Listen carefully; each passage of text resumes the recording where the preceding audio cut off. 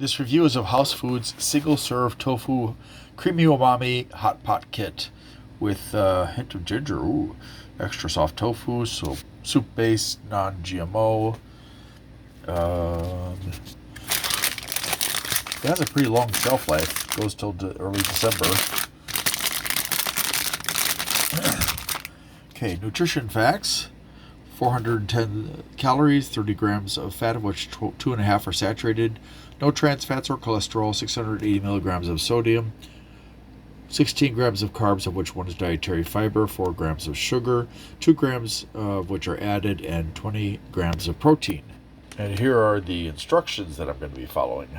And the ingredients. Let's see. Anything bad?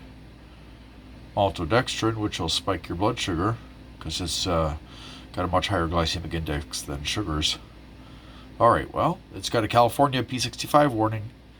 Let's give it a try. Wow, what a tiny thing of flavoring. No wonder the last one was blah.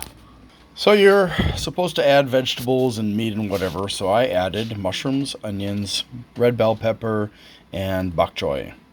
So let's see if there's any taste to it, unlike the previous one that was pretty weak.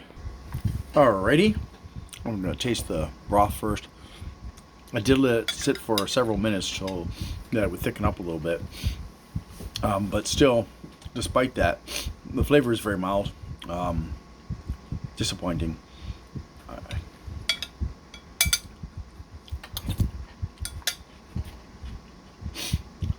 Yeah.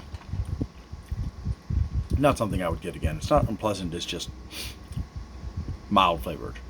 So if you like mild flavored food, this is going to be a good choice for you, but otherwise I can't recommend it. I'll give it a 4.5. Rafael, thanks for watching and I hope you have a great day.